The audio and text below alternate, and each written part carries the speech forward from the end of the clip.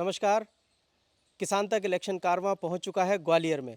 इसी सिलसिले में गांव की क्या तस्वीर है, किसान किस तरीके से इस चुनाव को देखते हैं, इसकी पड़ताल करने के लिए किसान तक की टीम आज ग्वालियर शहर से लगे हुए गांव मैथाना में है।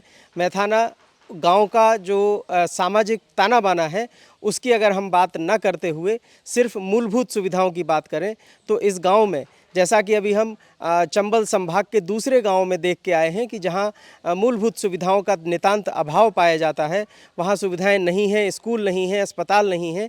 लेकिन इस गांव ने, मैथाना गांव ने थोड़ा सा तस्वीर को बदला है। यहां समाज और सरकार दोनों की भागीदारी से मूलभूत सुविधाएं गांव के लोगों को मुहैया कराने का एक उपक्रम शुरू किया गया है। हम इस गांव के पंचायत भवन के पास में ही हैं। यहाँ सरकारी स्कूल है और इसके साथ में जो इमारत आप देख पा रहे होंगे वह भारत विकास परिषद की ओर से सामाजिक संस्था है, उसकी ओर से एक छोटी सी डिस्पेंसरी यहाँ शुरू की गई है।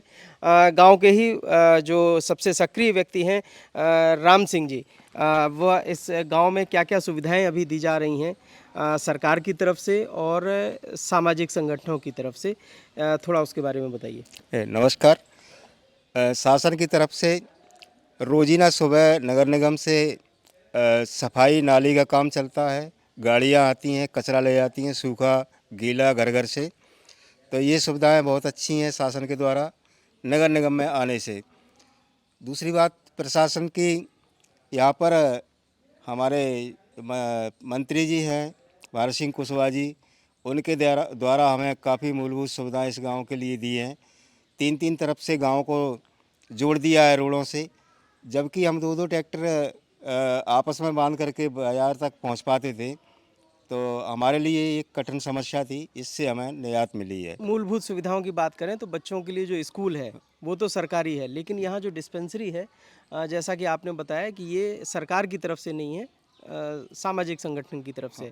तो ये प्रयास किसकी पहल से हुआ और कैसे ये दिमाग में आया कि गांव में अगर एक सोशल कॉज की वजह से एक डिस्पेंसरी हो जाए तो अच्छा होगा? यहाँ पे जो डिस्पेंसरी भारत विकास परिषद के द्वारा गांव को गोद लिया था, समग्र विकास योजना यहाँ पर दी उनने।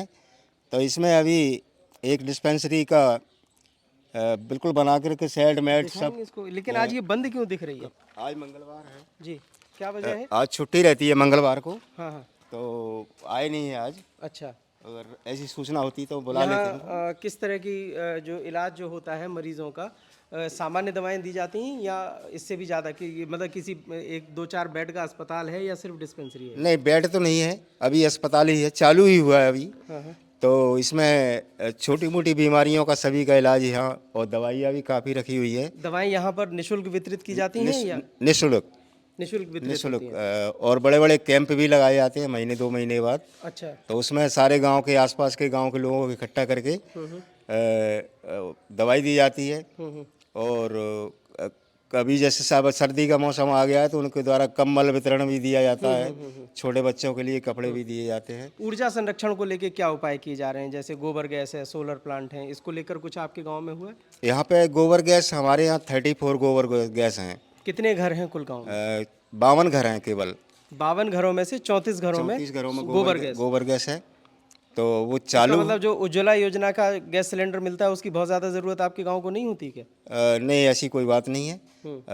जो कम रेट में मिल रहा है तो वो ले लेते हैं, लेकिन ज़्यादातर काम उससे गोबर गैस से चल रहा है, क्योंकि उसका धुआं नहीं होता, आंखों पर असर नहीं पड़ता। ये देन हमें कृषि विज्ञान केंद्र के द्वारा दी गई थी।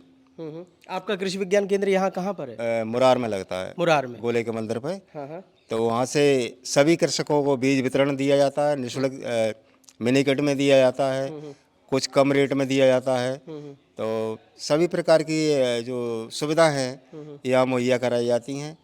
और मोटे अनाज को लेके आपके गांव में काफ़ी जोर मुझे देखने को मिला। क्या उसके उन्नत बीज वगैरह भी आप लोगों को दिए जा रहे हैं? जी हाँ, हमें बीडर बीज भी मिलते हैं यहाँ पे कृषि विज्ञान केंद्र से। और आपने देख ली सर, ज्वार कितनी मस्त खड़ी हुई है, बाजरा कट चुका है।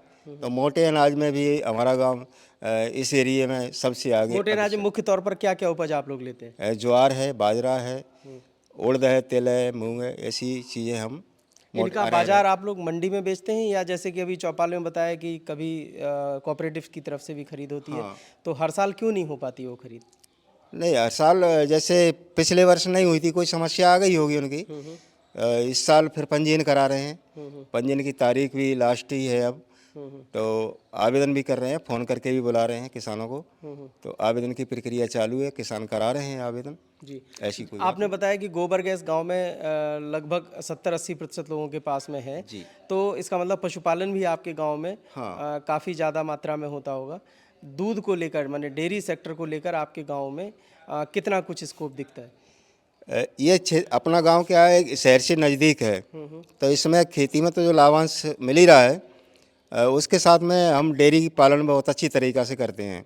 हर घर में 10-10, 20-20 भैंसियाँ हैं, जैसी जिसकी क्षमता है, तो दोनों टाइम दूध जाता है। ग्वालियर भेजते हैं दूध या ग्वालियर। आप लोग इधर अपनी गांव की जो सहकारी डेयरी होती है वो सब नहीं करते? नहीं, सहकारी डेयरी नहीं, यहाँ पर दूध वाले आते हैं, गांव के ही लोग हैं, तो वो दुआ के और यहाँ से ले जाते हैं। 50 रुपये किलो में यहाँ दूध बिकता है।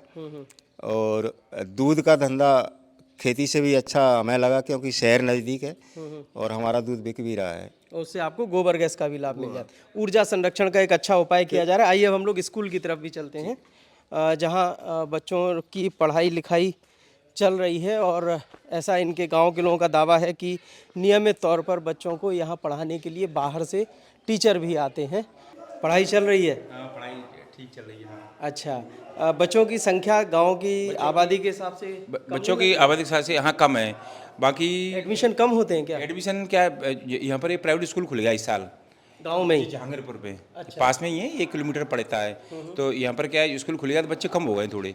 बाकी अभी जो बच्चों का नाम दर्ज है ना, तो 22 बच्चों के नाम दर्ज हैं उसमें। 22 बच्चे हैं इस स्कूल में अभी इस समय। मिड डे मील वगैरह की क्या व्यवस्था होती है? मिड डे मील टाइम से आता है।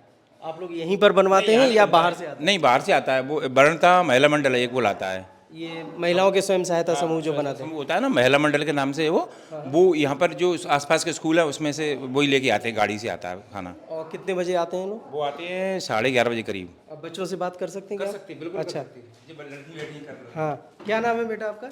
अवनी। हाँ, अवनी। अविनी। कौन सी क्लास में पढ़ते हो? 3rd। 3rd में। मिड डे मील में खाना आता है आपको?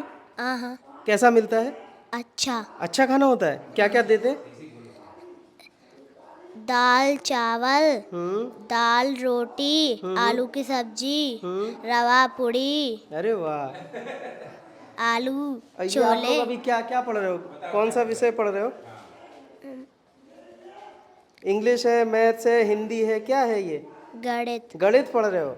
अरे वाह वाह, चलिए बहुत अच्छा। आपका क्या नाम है? बैठे रहो, बैठे रहो, बैठे रहो। नैतिक। नैतिक। नैतिक, तो आप भी तीसरी क्लास में पढ़ रही? नहीं, 5। तो ये 3 में 5 में ये एक ही क्लास में मतलब?